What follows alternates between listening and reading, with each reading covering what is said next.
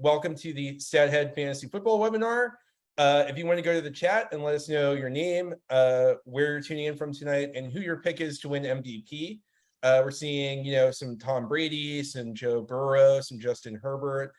I don't think I've seen any Mahomes yet. So if you want to, nail down the Mahomes corner, that's still wide open in the chat so far. But yeah, just let us know where you're tuning in.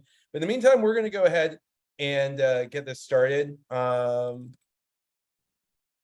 name is Jonah, and I work for Sports Reference, which is the company that does baseball reference and basketball reference, and most relevantly tonight, Pro Football Reference, which is a site that I assume many of you are familiar with. We have pages full of stats, both historic and current players, all kinds of advanced stats, all kinds of stats you can think of. And so we put on these webinars from time to time. We're actually putting up a poll right now related to the webinar. In addition to Pro Football Reference, we run a sort of premium service called Stathead. And what you can do with Stathead is go inside and dig around the Pro Football Reference database. So instead of looking up Tom Brady's stats or looking at Patrick Mahomes' stats, you can plug their stats in and see how they compare historically to other players. You can see their stats side by side and see whose numbers are better. You can look at their performance in a single game and see who has matched that. And of course, you can use Stathead for fantasy research. But obviously, that's just kind of one tool in the toolbox. So we have a lot of other, there's a lot of other stuff to running a fantasy team, to having a good draft and winning your league. So we're going to go into that today. So joining us, in addition to me, we have two fantasy experts, two very special guests who are here today to help us learn more about fantasy and prepare for the draft. So I'll just go in order of who I have on the Zoom. So our first guest is Brian McFadden. Brian is the co-founder of Legit Football and the host of the 30 Minutes of Football podcast. He's a self-proclaimed NFL junkie who has been playing fantasy football for over 25 years. He's won a number of championships along the way. I would love to hear more about this. He utilized both 0 RB and 0 wide receiver in drafts last year. And he's a lifelong Miami Dolphins fan who lives in 49ers country. So Brian, welcome to the webinar. Jonah, thanks so much for having me. I'm super excited once you mentioned this as something that you guys were putting together. I'll sit in a bar and talk football with anyone. So the fact that I get to go on a webinar and talk to you and a guy like Adam, and we can just give our insight and thoughts and advice, it's just such a blast. So I can't wait to get started. And hopefully we give you guys some valuable tidbits to use in your own drafts coming up. Yeah, absolutely. And our other guest tonight is Adam Harstad. Adam is a writer at footballguys.com. He's been writing about fantasy football since 2000. And using data queries to investigate the hobby since 2002. So he's going to be a great person to have here tonight as we dig into the stats side, into the analytics side of fantasy football. This is he's entering his 10th season with footballguys.com. And you can find his work at adamharstad.com or on Twitter at Adam Harstad. So Adam, thank you so much for joining us. Yeah, always happy to, Pro Football Reference is my unofficial homepage on the internet, so I'm always happy to come hang out with you guys whenever you want to have me. We're going to go ahead and get started. Thank you for the people who tuned in and filled out the poll. We asked you a couple questions. One was, what is your Stathead status? And we've got a really broad range of people. Around 37% of you are active subscribers, 5% are trialing, and nearly half, 47%, are not, and they have never been subscribers, but are considering it. So we'll make sure that there's stuff kind of to appeal to everyone. If you're a Stathead user, we're going to go into some ways that you can use Stathead to find what you're looking for. But if you've never touched it before, we're also going to just be giving you a lot of sleepers and a lot of draft strategy and stuff like that. So with all that, let's dive in. We got a lot of great questions submitted from y'all before we got on the panel. Unfortunately, we're not going to be able to get to everything, but we're going to get to as many as possible. And I've tried to arrange them kind of roughly by topic. So we're going to start with draft strategy. And the first question, we got kind of a pair of questions one from David B and one from Andrew A that I think kind of go together nicely and are maybe a good way to start it off, because they relate to the most important position in football, but not necessarily the most important position in fantasy football. So David asks, how early should you draft a quarterback? And Andrew asks, does it make sense to take a quarterback in the first round? Brian, why don't you start us off? So there's a small caveat before we get started. It has to be, what is the scoring setting in your league? Is it a super flex league? That completely changes the quarterback conversation. But for the purpose of this, I would say, let's just say it's a standard one quarterback league. My personal view on drafting quarterbacks is I no way in the first round in a standard redraft, not even for Josh Allen. I'm curious to see if Adam has a different take on that. And here's why. There's some quarterbacks I like in later rounds, and there's just so many premium skill position players that I want to use those first few round picks on that I just don't feel like there's enough of a differentiator, especially after the first kind of 4 to 5 premier quarterbacks, to use up one of my premier draft picks on one of them. Guys I'm kind of targeting later. Jalen Hurts, I'm actually surprised, is ADP. I use Fantasy Pros cumulative as for ADP, and it is around 66. So you're talking about like the 5th or the 6th round for a guy who was the QB1 in fantasy for a good portion of last season, and his offense is even better. Spoiler alert, they got AJ Brown to throw to this year. So I really like him. A guy like Trey Lance, just the rushing upside alone, ADP right now of 103, 8th or 9th round. And as somebody mentioned in the chat when you're asking Jonah about MVP, somebody actually put Derek Carr. And I laughed, but I mean, I love that. They're going to have to throw a lot in that crazy AFC West. That there's a lot of questions on the defense for Las Vegas. And they just added one of, if not the best wide receivers in the NFL. And he's got a pass connection with Devontae Adams. And he's right now ADP 114, 9th or 10th round. So there's just so many of these options that you could get a very, very good viable quarterback in these one quarterback leagues much later than wasting them on an early pick, and especially in the first round. At least that's my thoughts. Adam, what do you think about that? Yeah, quarterback's really the position where the worst case scenario is least bad. I mean, obviously it's better to have Josh Allen, Justin Herbert than it is to have a Derek Carr. But it's one of those where, like, if you think that quarterbacks are going to fall later and there's a huge run in your league and all of a sudden you're starting the 14th quarterback off the board or the 15th, like, that's not that bad of a position to be in. The 14th, 15th quarterback are still going to score you some points. So usually league settings matter a lot. And some leagues, if you're playing in a league with like a lot of industry insiders, a lot of fantasy analysts, they're going to draft quarterbacks extraordinarily late. If you're in, like a casual office league with a bunch of people who aren't following fantasy football as much, they might draft the quarterbacks as early, a bit earlier. So usually what I like to do is I like to kind of take my cues from the rest of the league. There's nothing worse than thinking they're going to go early and drafting Josh Allen, and then it's like 4 rounds until the next quarterback is off the board, and you're like, man, I could have waited another 3 rounds. So usually what I like to do is I wait and I let somebody else take like the first guy in a group, maybe the second guy in a group, and then maybe I'll plan on coming in and getting like the third guy in a group. Like if I want a top quarterback this year, I'm not going to take Josh Allen first. I'm going to wait until somebody takes Josh Allen and Justin Herbert, and I'll grab Patrick Mahomes third. Or if I want, like a middling quarterback, I'll wait until 6 or 7 quarterbacks are off the board. And that's a nice, easy way to make sure that you're not paying more than you have to. That's really great advice, because last year in the league we do here at the office, we had 16 people, so it's kind of a big league because it's an office league. And I'm one who likes to wait on my quarterback. So pretty much it started to be where like every time I was up, it was like, oh, all the quarterbacks I have in this tier are gone. I don't really want to reach for it.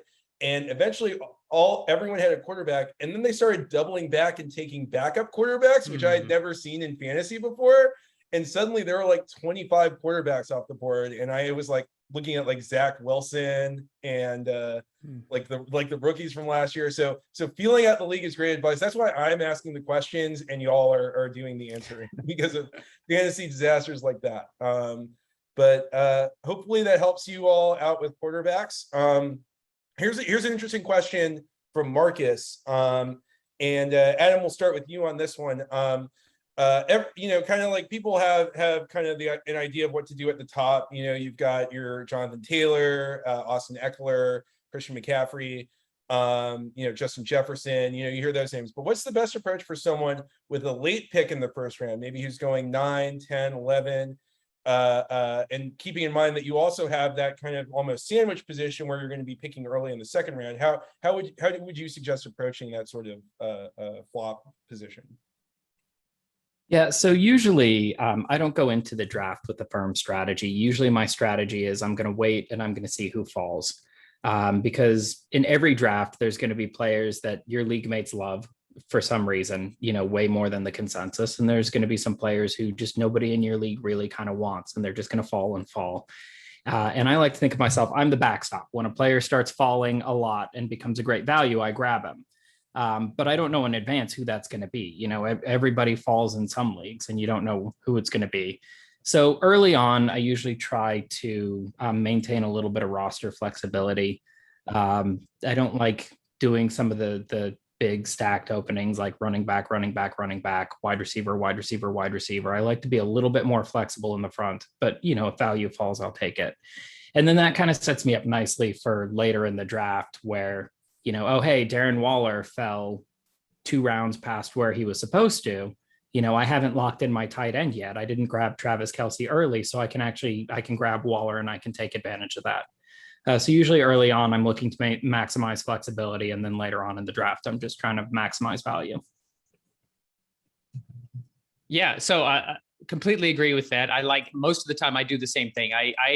I'm not a big mock drafter. I'm not one who I have people in various leagues I'm in who will legit do 45, 50 mock drafts before maybe I'll do a couple, but it's so different when you're actually in the draft. And the mock drafters, like Adam said, are not going to be like the people you're playing with. People get attached to a player, people get attached to a team, people get attached to a narrative, and it completely changes. But for this question, I kind of stuck to that just general consensus ADP, assuming it goes, let's just assume all things are neutral and it goes average. At that kind of late rounds, I'm probably going running back. Not to say that is a strategy I would set ahead of time, but just based on if everybody drafts around where they're supposed to be going according to ADP, based on who's available at that 9, 10, 11, 12 spot and on the turn. So some of the running backs in that range, Dalvin Cook, maybe, as some people are get concerned with his injury history, although when he's healthy, he's a top 5 running back or better. Joe Mixon, DeAndre Swift, Alvin Kamara, Nick Chubb, Aaron Jones, all kind of fall in that kind of 8 to maybe 14 ADP range. Whereas those elite receivers that you mentioned, Jonah, your Jefferson, your Kupp, I'm not personally taking Adams that high just because, yes, he's Devontae Adams, but a lot more targets distributed, unlike in Green Bay. He is on a new team. How is that going to look? So I just, from a value standpoint, and I'm not one to take Kelce that high. It's hard for me to take a tight end that early anyway. So just based on how ADP works, if your draft falls that way, then I'm liking kind of 2 from those running backs that I just mentioned. Let me ask you y'all, because I'm thinking about this in terms of it feels like this year there's a lot of players who are going to go pretty high because there's going to be at least 1 or 2 people in the league who believe in them. There's also maybe a couple people in the league who find them too risky. I'm thinking of someone like a Christian McCaffrey who could be the number 1 overall player, but who could also only play 5 or 6 games. Saquon maybe fits into that bucket. He could really knock it out of the park this year. He could be a bust once again. When you're drafting with these sort of first couple of picks, are you someone who's looking for to swing for the fences and to pick up someone who could really swing the whole league in the championship for you? Or are you trying to play it safe and then maybe hit on your sleepers later on? Or is that a false dichotomy and it's really just all about, who presents the best value in that moment? Brian, why don't you go first? My personal strategy has generally been that my first round pick needs to have a high floor and needs to be a little bit more safe. I mean, a guy who should also have a high ceiling, but I just like the idea of a more secure, especially at the front of the first, which is why Christian McCaffrey, 1 or 2, I'll do it in certain leagues. And I did a best ball recently where I got him at 4. To me, 4 is okay, that's like Adam said, I was the backstop at that point. But I really a lot of the championships I've won in the past have come to the strategy where my team was buoyed by sleepers or waiver wires or trades. So it is never the first, or it's rarely the first round that that will be the difference in whether you win the championship or not. So I just like the certainty of having a guy that, all things considered, you can't predict injuries necessarily, but I want a guy that I'm fairly certain I can count on, and then kind of finagle and work more on the strategy later in the draft. Yeah, there's an old saying that you can't win your league in the first round, but you can lose it. That saying's a filthy lie. That was never true. Love it. There's no one pick that's ever going to sink your team. If you lost because your first round pick was bad, you lost because of a lot more reasons than your first round pick. But fantasy performance follows something called a power law distribution. There's the normal distribution that's like the bell curve.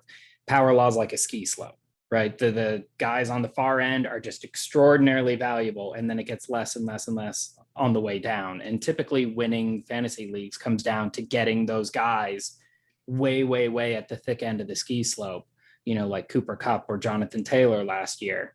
You hit that one pick, you get that one guy, and it's not always your first rounder, but you get that one guy, and all of a sudden, you're a title contender. So I don't know that I really buy that there are players like safe players and risky players. I think everybody's a risky player, but I'm not really worried about getting like the safe production. I'm trying to grab guys who I think have the best chance of winning me the league. Awesome. Yeah, that makes a lot of sense. So let's skip ahead now. I'm going to jump in our sort of rundown to a category. I have a couple ones down, which is using stats in fantasy, because I want to make sure we get to this kind of piece of it. Since Pro Football Reference and Stathead, these are stats websites. You are stats guys. So the first question we have here is coming from Ben P, and it's, what are the best advanced stats to use when you're evaluating fantasy players or trying to predict how they might produce next year? So Adam, why don't you kick us off here? Yeah, the funny thing is the best advanced stats to use for predicting future performance are actually the basic stats.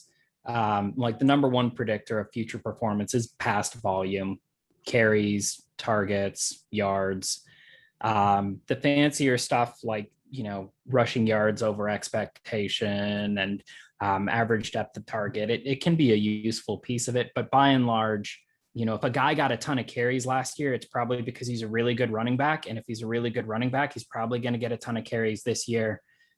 You could do a lot worse than just sorting by who had the most yards last year and drafting off of that. Yeah, I have those in my notes, the exact same thing. I've got, completion percentage over expectation, average depth of target, air yards, all those kind of things. But at the end of the day, I've got targets, touches, attempts, carries. Basically, are they talented? Are they getting opportunity? In other words, are they in a crowded situation where they've got to split whatever opportunities they have? And then at the end of the day, are they actually getting volume? I think that's, rather than getting too deep, like if you stick to that simple principle, that's going to help you out more than not. Well, that is a great segue for me to show off some Stathead stuff. So I'm going to do that now quickly. So I'm sharing my screen. Holler at me if you are not currently seeing the Stathead home screen, but it looks like it's going okay.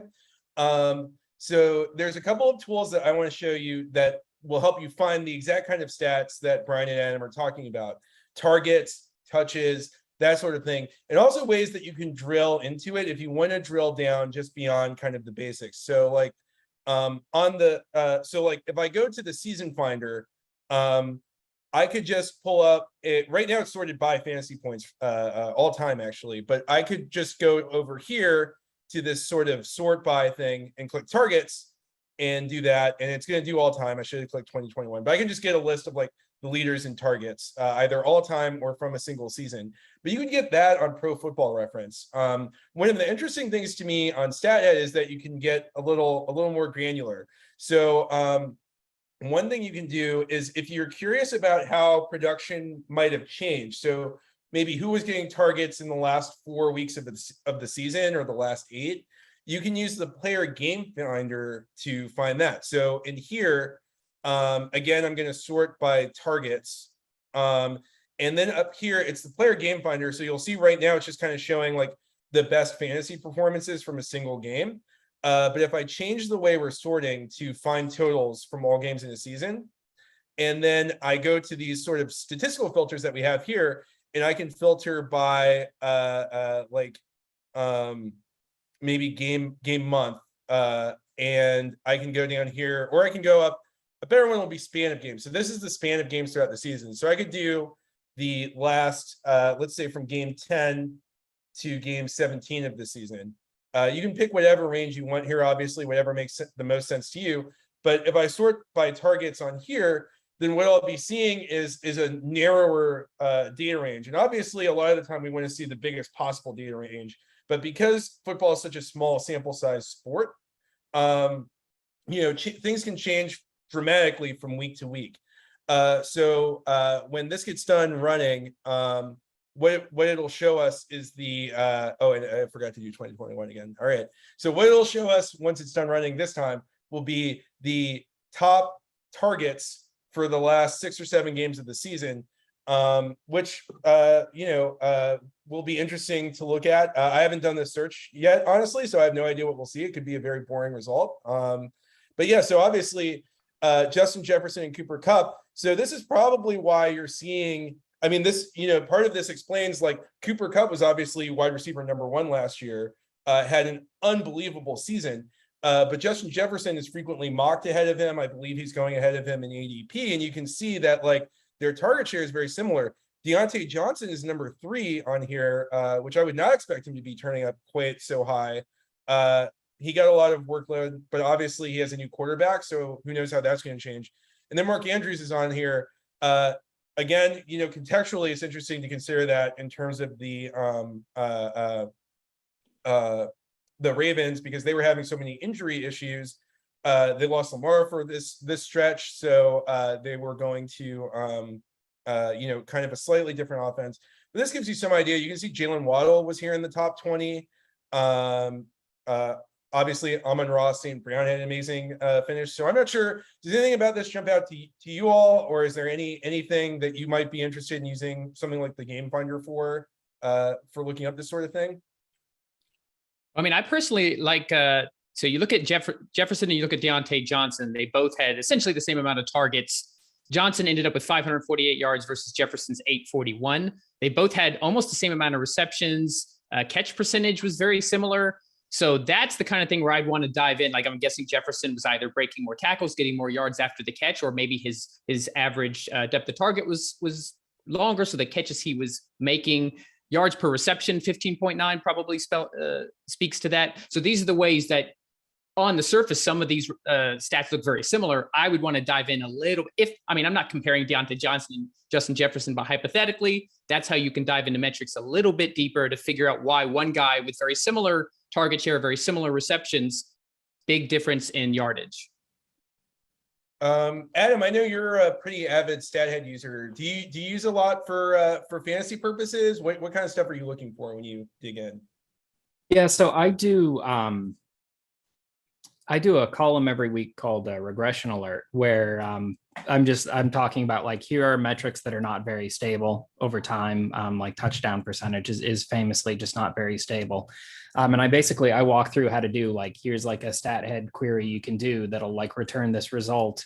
The guys who are showing up pretty high on this probably going to start scoring a lot fewer points going forward. The guys who are showing up pretty low probably going to start scoring a lot more points going forward. So yeah, every week I'm doing all sorts of queries. And then I also do, when I'm doing projections before the season, I usually like to start by just pulling a guy's career numbers off of Stathead and then using that kind of as the base for, what I'm going to project going forward. Oh, he typically averages, 7.8 yards per target. Maybe regress that a bit towards the mean. And maybe this year I'll expect him to average 8.2, things like that. Yeah, that's really great. There's one last thing I wanted to do while I'm sharing the screen. I'm going to jump ahead to another question we had, which was about using Excel. So if you want to take this data and move it into Excel, either because you have your own sort of formula, or you maybe want to see these stats alongside of your rankings, or for whatever reason, all you need to do is hover over Export Data and click Modify, Share, and Export Table. And that will let you kind of X out columns or kind of move some stuff around. And then once you get the table the way you like it, click Get as Excel Workbook, and it'll just download a Excel spreadsheet right onto your computer, and you can do whatever you want from there. So that's just a cool kind of Stathead feature. But let's move on to our next question. We'll come back to Stathead a bit later. But another question that let's see if there's more stats questions. Let's move on to the targets and sleepers, because I want to make sure we get to some of this stuff. People had a lot of questions about their specific situation. Should I take X player or Y player? Can you give me good sleepers at positions? And we'll get to all of that. But the first question that I want to start with is something that Tommy B asked, which was just a very simple question that I think is a really good one. How do you find sleepers? Like, everybody is going to show up to the draft with the same list of the 4 or 5 sleepers that they read on ESPN or The Ringer or Fantasy Pros or whatever. And there's obviously an edge to be gained if you can somehow go beyond that list and find something else. So what's your approach when you're looking for sleepers? I've lost track of who's going first. I'm not sure if one of you wants to take it, or I can. I'll go first. I don't have any. For me, it's news based. Obviously, Legit Football is news based. Football Guys does the same thing. To me, that's really the way in this day and age, because you can go and everybody's looking at similar analysis. But if you're obsessed with the latest news from practices and who's looking good and whose opportunities are rising, who's getting more reps with the first team if they're a rookie, these are the ways you can kind of spot. And you, like a guy like Amon-Ra St. Brown, I was very high on him last year. He was my deep sleeper in the training camp last year because I just saw the talent and I saw his usage increase and I saw his opportunity increase. And I just thought it was a matter of time before that showed on the field, and it did towards the second half. So there could be a data way, and Adam would be the guy to reveal if there is, but I want to go to the news sources and watch them obsessively, find out the latest news, especially when it comes to second or third year players who haven't kind of made that leap yet, or rookies. Follow practice reports, anybody who's kind of like beat reporters who are getting really in depth with practice reports for these teams, and spot trends. Oh, this guy who was amazing in college, didn't make a lot of noise yet. Suddenly he's running with the ones. Suddenly he's making noise and getting positive reports coming out of camp or coming out of practice. Suddenly you start seeing him more on spelling the lead running back or whatever it is, and then kind of put those two things together. It's not an exact science, and sleepers are harder than ever to predict because there's just so much information for fantasy football out there. But if you're going to do it one way, I would just be obsessed with the news and subscribe to Football Guys or Legit Football, because we kind of do that for you. Adam, what's your approach? Yeah, I think the big thing is, you got to remember, if you're on the clock in the 16th round and there's a player available there, the reason he's available there is because we think he stinks. If we thought he was good, he would have been earlier, right? If he's on the street, it's week 5, nobody's added him yet, it's because we think he stinks. So basically you're looking for players where you're like, okay, we think he stinks. How likely are we to be wrong, right? You're looking for players that we're wrong about, because if players perform up to expectations in the 16th round, they're unusable for fantasy. So you're not looking for players who are going to perform like we expect them to perform. So I like to prioritize, like the known unknowns, right? Rookies, guys who I think he's probably not good, but I don't know. I'd rather have a player I think stinks than a player I know stinks, right? Because I could be wrong. Another thing is looking for guys who, like a what if kind of guy where, right now this guy doesn't really have any hope for production, but what if the guy ahead of him on the depth chart gets hurt?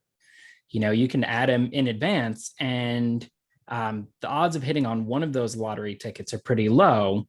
But if you're getting 2 or 3 of them, you're kind of shuffling through them every couple of weeks. Every so often, you're going to hit on one of those, and then the returns will be pretty high. So I like a lot of unknowns, guys who we're most likely to be wrong about, usually because we just don't know anything about them.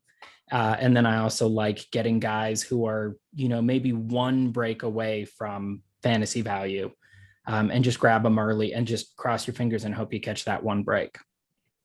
So let's get into some specifics then. I'm going to combine 2 questions. We got one question about sort of late round wide receivers and one about late round running backs. So who's a late round receiver and a late round running back that you're much higher on than the consensus? Or if that's late, kind of like at least in the soft middle of the draft, someone who you're higher on than kind of the consensus opinion. Adam, if you want to go first, or Yeah, I mean, like I said, I don't really try to beat the consensus because that's hard and that's a lot of work. And I personally would rather avoid work wherever possible. I'm looking to get the maximum return with the minimum amount of effort. So usually I'm not trying to beat the consensus. I'm just trying to leverage the consensus. And if there's a guy who's like the consensus 27th running back based on ADP or something, and there's like 34 running backs off the board and he's still sitting there, I'm going to grab that guy. And it's nice because then I don't need to have firm opinions on anyone. I know that somebody's going to be there for me late in the draft. Somebody's going to fall. Somebody always falls. But I don't really need to know who it is in advance. And the analogy I always use is when you grab a guy before his ADP, like it's possible that you're right about him. It's possible that he's really good and everybody else is wrong, but you're basically paying a premium to make that bet. There's like a VIG, you're paying like the vigorish on a bet in Vegas. If you grab a guy after his ADP, it's possible that your league is right and he's no good and there's a reason he fell, but the league is basically paying you to take him. And it's a lot easier to turn a profit when the league is paying me to take players than it is to turn a profit when I'm paying my league mates for the right to take players. That's fascinating. I love that approach. I'm going to use some of these tips, Adam, myself. So for me, I'll give a couple names. I won't go into depth. Darnell Mooney, I think, is being drafted too low. I think he's ADP is around like 4th or 5th, but this is a guy who's got the talent. Produced last year as the number 2 wide receiver. Now he's one of the only viable targets in Chicago on a team that's going to have to pass a lot because they're going to be behind. But the guy I want to go in depth is Elijah Moore. And here's why I like Elijah Moore, because I think one of the reasons, Adam mentions why your league may not be drafting this guy. The ADP for Elijah Moore is like right around end of 7th, 8th round. And I think because there's some narratives people buy into that I'll kind of ignore. In this case, the Jets narrative, the Zach Wilson narrative. But towards the end of last season, Elijah Moore was averaging 9 targets per game. He was phenomenal from a talent perspective at Ole Miss in college. So it's kind of what I mentioned earlier with St. Brown. This is a guy who has the talent, is an early round draft pick, started to see his activity and his opportunity and his involvement in the office increase last year. And now he's going into year 2. The reports, the news out of training camp is that Moore is the guy, and Garrett Wilson is really good too, but there's not really a threat there. So Moore is the undisputed wide receiver. And this is another team that's probably going to be playing from behind a lot. So the opportunities are just going to be there. And I'm not saying you should draft Elijah Moore in the 3rd round, but if he's sitting there in the 7th or 8th round, a guy who is the clear-cut wide receiver 1 for a team that's going to pass a lot, and to me, it doesn't matter whether it's Joe Flacco or Zach Wilson or Mike White for that matter, I'm really liking Elijah Moore if you want like a specific late-round flyer. Not even a flyer, just late-round value. Yeah, that's all really good stuff. I'm interested, Adam, when you use that approach, do you find that there are players who consistently fall to you across multiple leagues, or is every league such its own animal that it doesn't really end up like that you end up kind of like, it's just like, oh, in this league, this guy happened to fall to me, but in another league, he's taken 3 rounds above his ADP or whatever? Yeah, I mean, I love geeking out about like the high level theory of this, but so the whole concept of average draft position is across all leagues on average, this is where the guy's going. So kind of by definition, about half the time they're going to go earlier than that, and about half the time they're going to go later than that. And that's true of basically every player, except at the very, very top of the draft. It's impossible for Jonathan Taylor to go earlier than the 1st pick. So there's a little bit of a distortion at the top of the draft, but beyond the 1st round, every player falls past ADP about half the time and goes before ADP about half the time. And you have to be cautious about like when news happens, ADP changes. Like Antonio Gibson is being drafted later now than he was a month ago because the news is that he might have lost the starting running back job. That's not falling past ADP. That's his new ADP is lower. So you have to be careful with this approach that you don't wind up, like rostering all the bad news guys because you're slow to update. But in theory, if you draft 1 million leagues and you're perfectly you have perfect foresight on this approach, you should wind up with, if they're all 12-team leagues, you should wind up with basically every player on 1/12 of all of your teams. So you're getting the same players everybody else is, but you're getting them later than everybody else. So you're pairing them with better teammates. And the end result is across a million leagues, you're going to have a better than 50% win percentage. So this is my strategy. I use this. I'm more of a dynasty guy, which that's where you keep all your players every year. I do one redraft league a year, which is the internal football guys staff league. So I'm playing against guys who've been, in some cases, playing fantasy football for 30 plus years, who've won all sorts of industry awards for accuracy in their projections. And basically, I can't compete with them on their turf. So I do this. I'm just, okay, I will take whoever you leave to me. And I've been really successful with it over the last 9 years. I have a 64% winning percentage in the staff leagues. It's a good, I don't know if it's the best strategy, but if like you put a gun to my head and you said, what is the one strategy that you're absolutely positively sure will return positive value? Getting guys who fall significantly past ADP, that's the one. I'm positive that it works. I know that it returns value. So that's what I do on all of my teams. And as a happy coincidence, it happens to be a lot easier. It's a lot less prep. And I like getting good bang for my buck. I like getting really good results with really minimal effort input. That I like that the Billy Bean approach almost, the Moneyball method never goes wrong. One of the staffers always teases me that I basically let my leagues draft my team for me. And I always respond, yeah, but they give me a pretty good team, so I'm okay with it. That is true. So one thing that we kind of mentioned earlier was that, like, when you're looking for sleepers, you're looking for, people who might break out, or like, this kind of like thing where there's a reason to think that, like, we don't have all the information. That's why they're going so late. So one thing was rookies. I think Adam mentioned that, like, rookies tend to, that's one of the things where it's like, we have no idea how these people are actually going to play in the NFL. The teams don't. That's why, they frequently draft busts, or frequently miss on superstars. So I'm just curious, kind of like, if there's a rookie that either of you are particularly excited about, or either just to watch or to have in fantasy, and kind of how you approach rookies, as far as, like, not just drafting them, but when deciding when it's time to put them in the starting lineup. Yeah, a couple answers to this. I'm with Adam. I love Dynasty. Most of my personal attention, because I'm in multiple leagues, when you talk about prioritizing leagues, goes to my Dynasty leagues. And there's a slightly different strategy, because there's the guy who you like the talent, but he's just going to a team where he might not get that opportunity. We talked earlier about talent plus opportunity plus actual volume.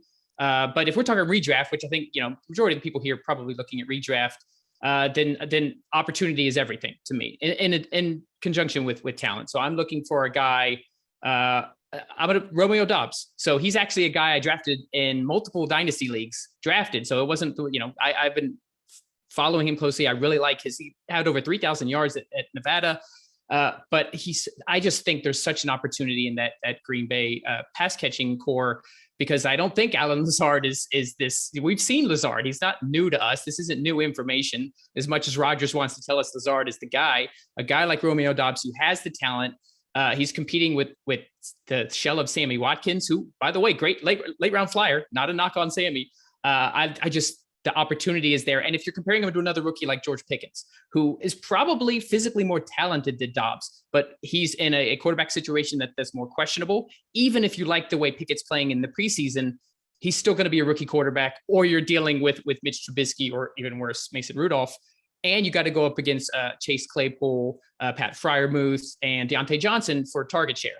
And not to mention Najee Harris and how many targets he had last year. So I just really like a guy like Romeo Dobbs as a not so obvious rookie pick, and a guy who is, he's still going, I don't have the ADP in front of me, but it's still really late. I'm hoping my league is not paying attention to this, the redrafts that I have coming up, because I don't want to have to take Dobbs too early. But that would be a guy on the wide receiver side that I'm targeting in particular. Yeah, I love rookies. I love rookies in redraft. Yeah. I talk about a lot about how the market's pretty good, and I usually just go off ADP. One of the very few genuine market inefficiencies in fantasy football, I think, is rookies, because rookies are the only class of player who consistently, every season, every position, score more points in the second half of the season than they do in the first half of the season. Every other player tends to average, the same points per game in the first half as the second half, systemically. Like obviously individual players can vary, but as a class, rookies score more in the second half. And I don't know about you guys, every fantasy league I've ever been in has had its championship game in the second half of the season. So that's where I want my points coming in. If you have two wide receivers who both average 10 points per game, and one of them's a veteran and one of them's a rookie, I want the rookie because he's more likely to win me a championship. He's more likely to be 8 points per game in the first half and 12 points per game in the fantasy playoffs when the wins, actually matter for championships, when they determine who gets the trophy and who doesn't. So I really like rookies just across the board. If I'm ever on the clock and I'm, debating between multiple players, ties always go to the rookies. They tend to start a little bit slowly, which can be, a bit of a hindrance early in the season when you're trying to make the playoffs. But in most fantasy leagues, you might see 6 out of 10 teams making the playoffs, 6 out of 12 teams.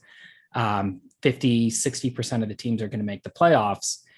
It's a lot easier to get to the playoffs in the first place than it is to win once you're there. And so I tend to focus more of my attention on winning when I'm there. And I don't really believe in like preseason strength of schedule. I don't think you can look and say, oh, this guy has a good week 16 matchup, because it's just so far away and we just don't know. So rookies are basically like the only players who I think are consistently going to give you that little bit of extra juice when it comes time for the playoff push. I just want to second that. I love that Adam said that, because I've been obsessed with drafting rookies and redraft for so long. I actually have a reputation in my longest running league that I've been in with for probably 15 years at this point. They're like, oh, Brian's going to have 7 rookies on his team by the end. But I like that variance. I love that there's no precedent there, because college production doesn't always translate. So it's one of the only positions that we don't have a ton of information for, which leads to variance, which means you could end up picking that guy in the 12th round that ends up being a league winner, like Adam said. And it's just harder to do that with a veteran later in the draft. Yeah. So I think that this talk of like kind of, winning down the stretch, second half of the league, kind of gets us into where fantasy football is really won and lost, which is not so much the draft, in my opinion, but kind of what happens after the waiver wire, setting the lineup, all of that stuff. So I guess that my kind of first question is just a pretty broad one for you all. What sort of stuff are you looking for when you're deciding which players to add or drop? When you're setting your waiver, or like, how much of your fab to look for someone? Is there a statistical approach you're using? Is it just kind of like trying to find the hot hand? How do you go about that? Adam, why don't you go first? So I've looked at this a lot over the years. And typically like 80% of your season success is going to be determined by the draft. There is some room for the waivers, but the big thing is the waiver wire additions that matter are usually not the ones that were the most expensive in the first place. If you look at like bidding history, there's usually like 1 or 2 or 3 guys early in the year who just come out of nowhere, and then everybody's bidding almost their whole budget for those guys. And those guys actually do wind up being difference makers a lot of the time. You got Elijah Mitchell last year for the San Francisco 49ers was an example of that. But otherwise, there are difference makers, but usually they're guys who are added for like $1 or for free, like 2 weeks before they broke out. And then when they broke out, they were already on somebody's roster. So with this in mind, and again, knowing that my preference is to get the maximum return with the least amount of work possible, my usual strategy with blind bidding is I'll look, and if there's a guy who catches my eye in the first week or two, I'll just blow my whole budget on him. I'll just, whatever, I'll give a max bid. If the league allows me to add players for free, I'll bid 100%. If the league requires a $1 minimum bid to add players, I'll bid 85-90%, enough to leave me with enough money to make more transactions through the year as I need. And then after that one big ticket item, I'm pretty much making do with minimum bid guys who I'm trying to get a week or two before they break out. If there's a starting running back who's struggling, maybe I'll add his backup running back in hope. Or, if there's a guy, a fringe wide receiver who had an 8 or 9 target game, maybe didn't do a whole lot with it, but like you're looking at it and you're like, that's a weirdly large number of targets. Maybe this is a sign of something to come. I'll go ahead and add him. And 80 to 90% of waiver moves are not going to work out because, again, the fact that they're on the street in the first place means we think they stink. That's why they're there. And most of the time we're right because we're pretty good at this. But if you kind of churn through and devote a couple roster spots and you're kind of constantly looking and scanning and thinking ahead about who might have this opportunity, it's a concept I call urgency, where I want to roster guys where we're going to get new information in the next week or two. I don't want to be holding on to a guy who's going to come back 6 weeks from now, because then I have to burn that roster spot for 6 weeks. But if there's a guy who the coach says, hey, we're going to start him this weekend, add him right away, because you'll know after this weekend if he's any good or not. So I'm looking for guys where we're going to get a lot of information very soon and just churning through the spot. And I'm going to be wrong 8 or 9 times out of 10, but if you get that 1 out of 10, it all winds up worth it. Yeah, I kind of we mentioned earlier about being obsessive about the news because I'm so closely following all the training camps. A lot of times I'll identify certain guys that are just not ready to be drafted, or, we have a limited amount of draft spots and roster spots, but there are certain signs there for whatever reason. I'll give a couple examples that I'm like, okay, I'm paying attention to this guy. And if the information starts to look better, whether Adam says the person ahead of this person isn't playing well, or maybe there's some injuries, then he's on my radar. And just like Adam, I want to try to get at least a couple weeks ahead of that. And a lot of times you're wrong, but when you're right, it's so much more valuable and you can tend to get them a lot cheaper. So James Robinson, a couple years ago, when he finished his RB7, he was a guy who the whole Jacksonville running back situation was iffy. There was no clear cut bell cow. Here was a guy who was not on anybody's radar, he started getting good reports out of camp. And I'm like, okay, this guy's on my radar. I wasn't going to draft James Robinson, but like, I just really he just kept slowly moving up the depth chart. And then I'm paying attention to him. And after week 1, he didn't blow it out of the water, but he had good metrics. I think he had nearly 5 yards per carry and 11 carries he got. I'm like, okay, if they capitalize on this, if they saw what they liked in that game and they want to give him more opportunity, I want to get on him now. And another guy last year was Cordero Patterson. So people, think now, but Patterson's 30. He's been in the league for and played for 6 different teams. I always liked his skill set. And I just didn't think that there were any established running back hierarchy in Chicago, in Atlanta. And I just thought, well, I like his skill set. If they use him, if Arthur Smith figures out how to use a guy like this is a guy who I'm going to pay attention to. I'm not going to draft him. Cordero Patterson's been a kick returner most of his career, but I'm going to keep an eye on him. And then after week 1, same kind of thing. He didn't blow out of the water, but he started showing signs. So I traded for him really cheap in one of my dynasty leagues. And I picked him up on the waiver wire in one of my redraft leagues. And that's one of the reasons that in that dynasty league, I ended up going to the championship. Yeah, I was thinking about Cordero a lot too, especially when Adam was talking about how most of the waiver wire, the successful ones tend to come cheap, because I got him because I got outbid for Elijah Mitchell and I desperately needed a running back. So I just picked up Patterson for free basically. And it ended up serving me, almost as well as Mitchell would have. To give a specific bit with Cordero, I had seen a number of reports, once again, following camp, that the Atlanta wanted to actively use him in their running back rotation. Like, there were multiple reports coming out that was what they wanted to do. And when you see that repeatedly, and from beat reporters, it's different if the team's saying it, but beat reporters started saying they're actively using him. He's not just a gimmick guy. He's not just going to return kicks. So that was on my radar, and I merely paid it. Like, most of these leagues will allow you to have like a watch list. Like, if you want, you can put them on the watch list. I just kind of write these guys down or put them in some sort of spreadsheet. And then when I see the arrows start to point towards them, I'm going to jump on it, and not wait until they've done it, but try to predict right before they do it. Yeah, totally. So Ethan K asked how to use the Stathead tools for managing your fantasy team post draft. And I'm not going to share my screen and go through all that rigmarole because we're running tight on time. but I'm just going to mention a few tools very quickly that will help you a lot with that. So one is the game finder, which I showed you. If you're looking for opponent matchups, how last week's running backs did against your starters defense that he's facing this week, stuff like that. That's really good. The gameplay finder is probably the most definitely the deepest tool on Stathead Football. And one thing I'm using that for a lot, especially in the early weeks, is looking at red zone targets and red zone touches. So you can see in the gameplay finder, you can filter by just plays that are in the red zone, and it'll build out leaderboards within the stats. So you can see who is actually getting targets inside the red zone, or who's getting the ball when the team is inside the 5-yard line. We also have tools to show that on Pro Football Reference. And then the last tool I want to shout out is just the comparison finder.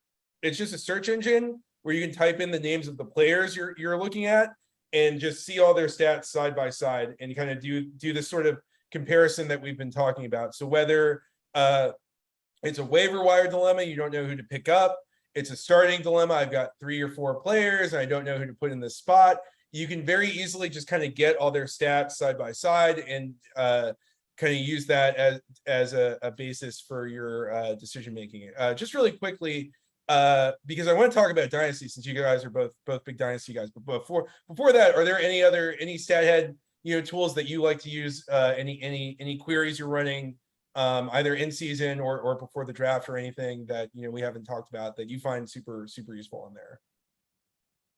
Well, I'll quickly answer what I think you could use it for. And I'm sure Adam, who is a prolific Stathead user, can kind of get a little bit more in depth. But I like the idea of using it for maybe buy low, sell high opportunities. Like, guys get attached. Somebody has a big week, but you can actually dig into some of the more in-deep metrics to realize, hey, this was a fluke. Like, I think this is a fluke. I'm going to compare these two guys, see if I can make a good trade offer and see if I can get him on the cheap. So I like that. Evaluating your team needs, doing a deep dive on your own players. Like you might have last year, James Conner scored 18 touchdowns. His other metrics weren't that great. That could be a player where okay, this is hard to predict. He might not keep this up. Let me evaluate my team, maybe sell high on him, fill other needs on my team with an eye on a playoff run. So my favorite simple query that's going to give you a great list of names. So on the season finder, if you go to statistical filters and you choose a statistic, there's a little red button that pops up next to it that says show stat ratio. And what I like to do is I will search yards from scrimmage, and then you hit stat ratio, and I look for guys whose yards from scrimmage is greater than 200 times their total touchdowns. And what that means is they're getting a lot of yards, and they're not getting a commensurate amount of touchdowns based on what you would expect based on that yardage total. So that's a super simple query. Like I said, I run a regression to the mean column every week. And I probably do this one twice a year, every year, highlighting this ratio. And so that's a good one. If it's greater than 200 yards, that means they're getting a lot of yards and not many touchdowns, and they're probably going to start scoring more points going forward. If it's under 100 yards, that means they're getting a lot of touchdowns, but they're not getting the yardage base to support that, and that probably means they're going to score fewer points going forward. Basically, anything between 100 and 200 is sustainable. You get guys who are really good touchdown scorers, and they'll average about 100 yards per touchdown over the long run. Guys like Des Bryant, Rob Gronkowski. You get guys who are really bad touchdown scorers, and they'll average right around 200 yards per touchdown over the long run. Andre Johnson, Julio Jones, Yep. Henry Ellard was another guy like this. But over a long timeline, virtually every player in NFL history has settled between 100 and 200, 220 yards per touchdown. So if a guy's way outside those bands, and it's really easy to see with Stathead, if a guy's way outside those bands, usually what changes, the yards stay pretty constant and the touchdowns will regress. Yeah, that's a great tip. I tried to jump in and share my screen to just show that search as we were talking about it. If you're watching the video and you still have questions about that, We're going to share, we're recording this, so we're going to share the video out with you as soon as this is over. And then B, feel free to email us at support@stathead.com if you're still having trouble setting up that query, or just have any general questions about how to use Stathead. We're happy to help. So I guess last question, we're kind of winding down here, but I saw a couple of people in the chat talking about it. You both mentioned it a lot. You're hearing it more and more these days. Dynasty fantasy football. So just very quickly, I guess, what are some of your tips for Dynasty? And what are some of the reasons why you think it's, if you think it's superior to redraft, which I assume you both do, why do you think that's the case? Or why should I try to talk my league into doing this, or my friends into doing this Dynasty thing with me? Adam, why don't you start? First of all, I don't think it's superior to redraft. I mean, the whole point of fantasy football, I always say that, fantasy football is an entertainment product stapled onto an entertainment product, right?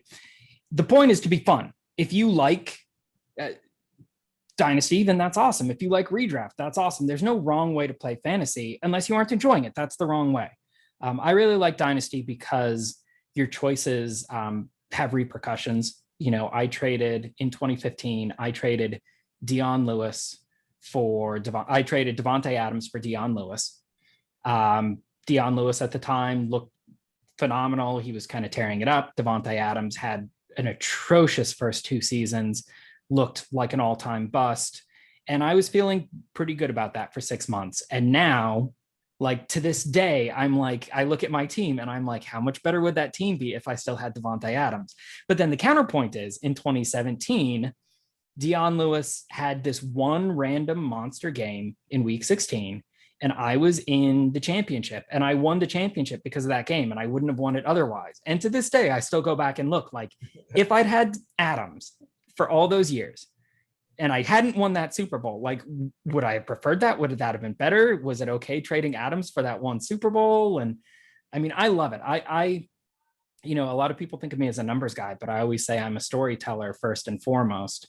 I love the narrative. I got into the NFL instead of baseball because, baseball is all about, that one-on-one matchup and hitting, succeeding 3 times out of 10. And football is about, like the autumn wind is a Raider and, the immaculate reception.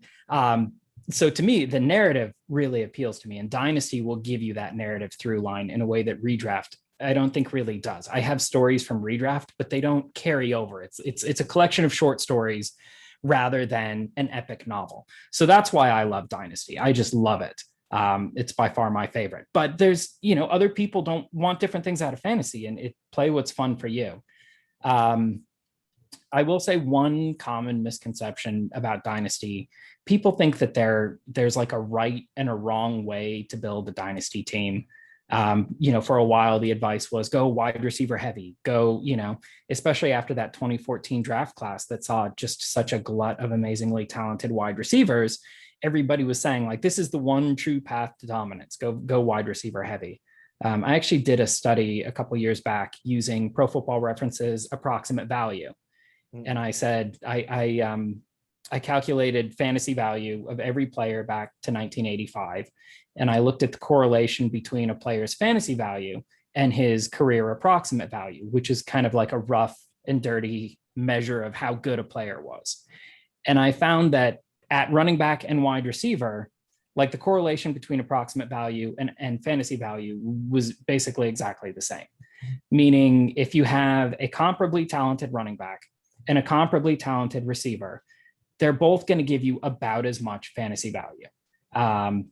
And so the secret is, it's not about rostering running backs. It's not about rostering wide receivers. It's not about getting, hero quarterbacks. It's about getting talented players, which is a lot harder than it sounds, but you basically just want to stock your roster with as much talent as you can.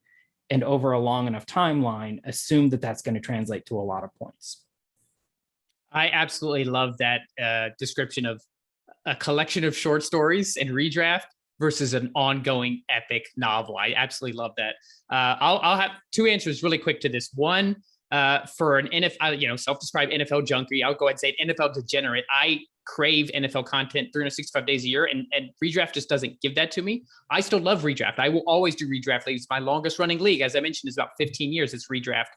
But I crave NFL content all year long. And the fact that you can be with these league mates and talk trash in June, I don't even start talking to my redraft league until like a month before the draft when we schedule and rule votes and all that.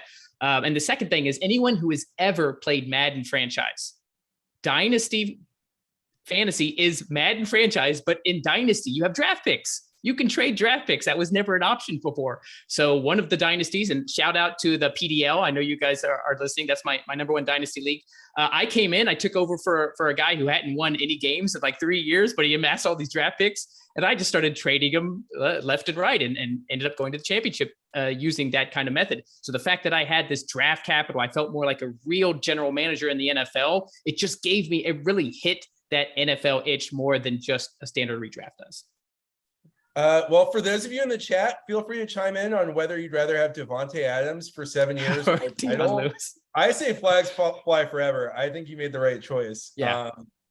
But it was the wrong choice. It was absolutely, it's all about processes versus outcomes. I might have backdoored into like the backdoor cover there. It was a terrible move that might have managed to cover, but I don't know. Maybe I would have won a different championship with Adams. Who knows? That's probably true. Well, we are over time. I could keep this going for another 2 hours. This has been so interesting. Thank you both so much. If you're in the chat or at home, give it up for our guests, Brian and Adam.